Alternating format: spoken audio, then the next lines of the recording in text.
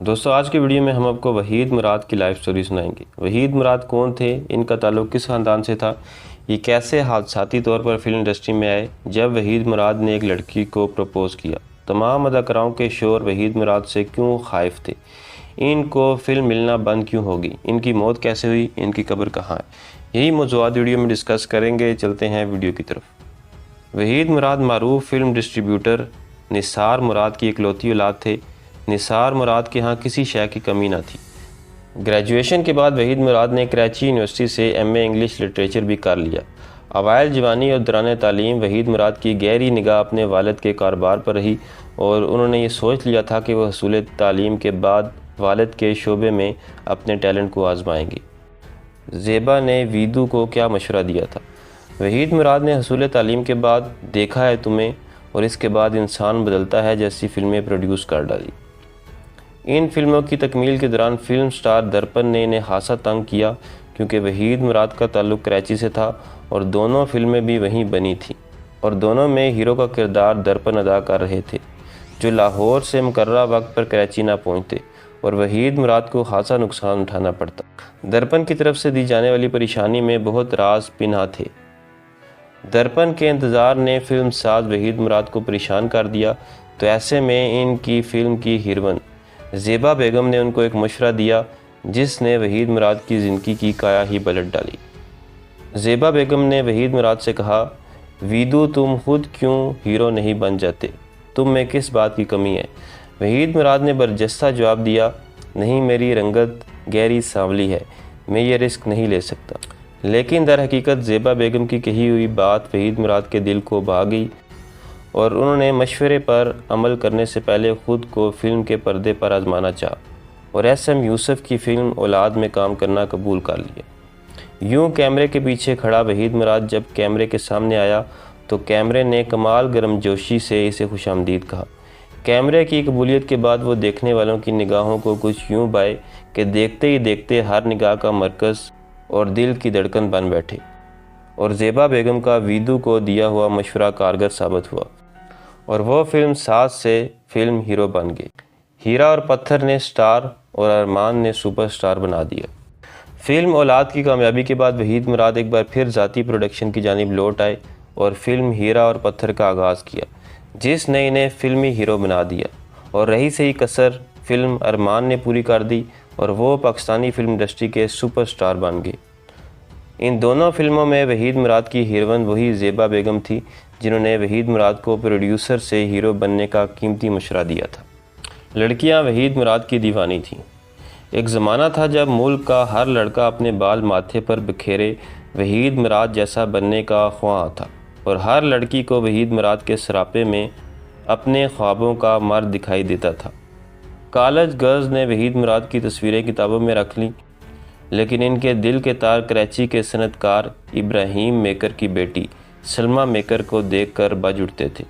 یوں ایک روز وحید مراد سلمہ میکر کو اپنے دل کا مدعا بیان کرنے اس ڈانسنگ کلاس میں جا پہنچے جہاں وہ ڈانس کی ریہرسل کیا کرتی تھی۔ سلمہ مراد کہتی ہیں کہ ریہرسل کے دوران ایک سانولا سلونا نوجوان وہاں آیا اور انہیں اشارے سے بلایا۔ میں اس کے پاس گئی تو اس نے برجستہ سوال کیا، مجھ سے شادی کرو گی؟ میں اس اچانک سوال پر ہکا بکا رہ گئی اور حیرانی سے ان کا منہ دیکھتی رہ گئی، لیکن وہ مجھے الجھن میں ڈال کر وہاں سے جا چکا تھا۔ کچھ ہی روز میں وحید مراد کے والدین کی جانب سے باقاعدہ پیغام آیا اور میں نے بھی اس نوجوان کی اس روز کی والہانہ جرت کو دیکھتے ہوئے اقرار کر دیا اور یوں ہم جیون کی ڈور میں بندھ گئے۔ ہیروئنس کے شوہر وحید مراد سے خائف۔ وحید مراد کی شہرتیں بہت سے لوگوں سے برداشت نہ ہوتی تھیں، مقابل اداکار ان کی شہرتوں اور پسندیدگی سے خائف تھے، تو فلمی ہیروئنس کے خاوند حضرات کے اپنے مسائل۔ وحید مراد اور زیبا کی جوڑی وقت کی مقبول ترین اور پسندیدہ ترین جوڑی تھی، لیکن محمد علی سے شادی کے بعد انہوں نے وحید مراد کے مقابل کام کرنے سے انکار کر دیا۔ یوں یہ مقبول ترین جوڑی ٹوٹ گئی۔ شبنم کے شوہر موسیقار روبن گوش کو وحید مراد کی بولڈنس پر اعتراض ہوا اور انہوں نے اپنی بیوی کو وحید مراد کے ساتھ کام کرنے سے روک دیا۔ شبنم نے بھی اپنی ازدواجی زندگی کو بچانے کی خاطر چپ سادھ لی، لیکن روبن گوش کی وفات کے بعد شبنم نے بتایا کہ وحید مراد کی زبان سے روبن کے سامنے کوئی ایسی بات نکل گئی تھی جس کو رابر نے محسوس کرتے ہوئے مجھے ان کے مقابل کام کرنے سے روک دیا، ورنہ وحید مراد ایک انتہائی نفیس انسان تھے اور وہ ان کو یاد کرتی ہیں۔ نیشو نے جب اپنی جوانی کی محبت انعام درانی سے شادی کی تو انہیں بھی وحید مراد کے انداز، بولڈنس اور مردانہ کشش کھٹکنے لگی، اور انہوں نے بھی نیشو کو وحید کے مقابل کام کرنے سے روک دیا۔ لڑکی نے گلے سے طلائی ہار اتار کر وحید مراد کے ہاتھ پر رکھ دیا۔ وحید مراد کی مقبولیت اور پسندیدگی کا ایک قابل دید مظاہرہ پوری فلم انڈسٹری نے اس وقت دیکھا جب پورا لالی ووڈ ملک میں آنے والے سیلاب زدگان کی امداد کے لیے چندہ جمع کرنے کی خاطر سڑکوں پر تھا۔ وحید مراد جب فلم مارکیٹ لکشمی چوک پہنچے تو مداحوں کے ایک بڑے ہجوم نے ان کو گھیر لیا۔ ایسے میں ایک دوشیزہ آگے بڑھی اور اپنی نگاہیں وحید مراد کے چہرے پر گاڑ دیں۔ سب لوگ اس منظر کو دیکھ رہے تھے۔ وہ لڑکی آگے بڑھی اور اپنے گلے سے سونے کا ہار اتار کر وحید مراد کے ہاتھ پر رکھ دیا۔ موت۔ وحید مراد کا ستمبر 1983 میں لاہور میں راوی روڈ پر کار چلاتے ہوئے ایکسیڈنٹ ہوا۔ علاج کے بعد بھی ہونٹ اور ایک ہاتھ کے پپوٹے پر زخم کا نشان رہ گیا، جس کے بعد پلاسٹک سرجری کا مشورہ دیا گیا۔ 11 نومبر کو وہ اپنے 6 سالہ بیٹے عادل کو ساتھ لے کر کراچی چلے گئے۔ ان کی اہلیہ سلمہ مراد اپنی بہن مریم عیسیٰ سے ملنے امریکہ گئی ہوئی تھی۔ ان کی بیٹی عالیہ بھی ساتھ گئی تھی۔ کراچی میں وحید کے 2 فلیٹ تھے، لیکن وہ ڈیفینس سوسائٹی میں اپنی منہ بولی بہن بیگم ممتاز ایوب کے گھر ٹھہرے۔ 13 نومبر کو انہوں نے عادل کی 7ویں سالگرہ منائی۔ اگلے دن مڈ ایسٹ ہسپتال میں پلاسٹک سرجری کے آپریشن کے لیے وقت لیا۔ انہیں 24 نومبر کو کوئی وقت دیا گیا، لیکن اس کی نوبت نہیں آئی۔ نومبر کی 23 تاریخ کو الگ صبح ان کے دل کی دھڑکن بند ہوگی۔ ان کی میت ان کی والدہ کے پاس لاہور لے جائے گی۔ وہ صدمے سے بے حال ہوگی۔ وحید مراد کی وفات کی خبر جنگل میں آگ کی طرح پھیل گئی۔ لاہور میں اسٹوڈیوز بند ہو گئے۔